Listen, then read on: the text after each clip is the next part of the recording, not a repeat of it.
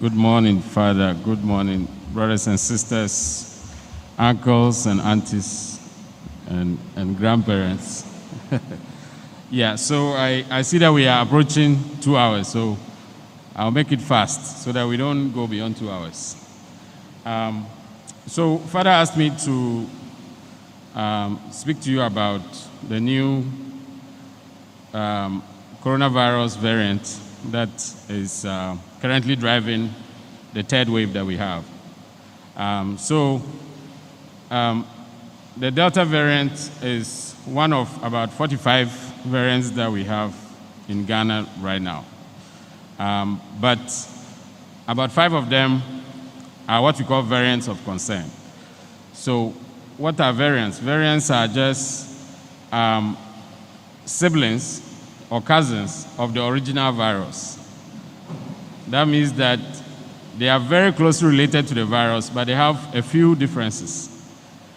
And for the most part, these differences do not affect their behavior. So for example, the 45 variants we have, about 40 of them, we don't worry about them because they behave exactly like the original virus. So it's a normal coronavirus infection if you get them. But there are the 5 which are variants of concern because they have changed significantly, that it has affected the way they behave. And the way they behave in terms of the rate at which they can infect people, the rate at which they multiply when they infect you in your system, and also the way they will manifest the disease in terms of the severity of the disease. So these variants of concern, when they come, because of their, their superior ability to cause havoc, they actually dominate very quickly. So you remember that in December, January, we had Alpha variant, also known as the UK variant. Then we also had the Beta variant, also known as the South African variant. They came into the country, and within 1 month, they had taken over. You know, basically, they outcompete the other viruses that are normal, and they take over. Now, since April, we've had the Delta variant, which was originally identified in India. Now, as we speak, the data we have from this morning shows that about 80% of the infections are now Delta variant. So even the Alpha variant that came and showed strength and took over in January, now it's gone. Delta variant has pushed Alpha away. It has pushed Beta away, and it has taken over. Okay? So that tells us that we have to be extra careful because this variant is much more efficient at propagating itself. That's why it has taken over. So it means that when you go to a place where you are likely to be exposed, you have to take extra precautions because your risk is twice as much as before. Okay, so if there's an infected person, the number of people who interact with the person who ultimately get infected will be twice as many as before. Okay, so the best is to minimize your contact with people who don't stay in your house. And when you have to interact with them, you have to keep a good distance and wear your mask tightly. You have to avoid public places where there are more than 10 to 20 people. There's a risk there because each of them bring a risk. And remember that even the Delta variant, the majority of people will still be asymptomatic. So the majority of people who get infected will not show any symptoms, so they will be totally fine. But that doesn't mean that when you get it, you will not show symptoms, because we are all different, and the virus behaves differently in all of us.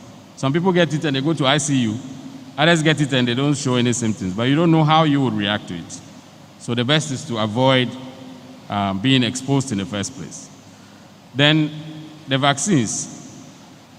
All the vaccines that we have from all over the world, there's one thing that they are effective at doing, which is preventing you from getting severely sick and dying. That one, most of the vaccines do that very well. So those of us who have been able to, or who are lucky enough to get vaccinated, that means we are protected from severe disease and death. but you are not protected from getting infected. The vaccines that we took here, they only give you about 60% protection from getting infected. 60%. So there's still a 40% chance of getting infected if you took the vaccine. The only advantage is that when you get infected, you are not likely to go to the ICU. But I know several people who have taken 2 jabs, they still got infected, and they still felt sick enough that they had to stay at home. They just didn't go to ICU. So you don't want to risk that. And if you have pre-existing conditions, there's a high risk that it can even still send you to ICU despite your vaccines. So let's not take chances.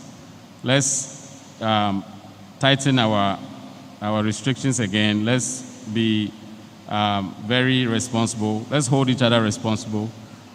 If somebody is talking to you and they are not wearing a mask, tell them that you can't talk to them without a mask. If somebody comes to your office and they are not wearing a mask, you say, please have a mask.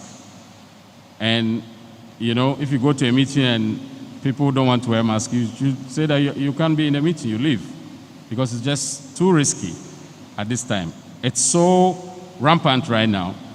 The wave is intense right now. So many people are infected. As we sit here, there are many people in this room who are infected. We just don't know. It is true. If you look at the chances of, every 100 people you get, about 10 of them are infected. So we are sitting here, people are infected, but you don't know. Maybe the person sitting next to you. So when they put down their mask and they are talking to you, say, please, put your mask up.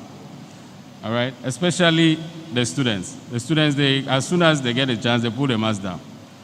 Some people actually put the mask down to talk. That's the time you need it most. They pull it down to talk. Okay? So please, let's take care of ourselves, and the Lord will protect us as well. Thank you.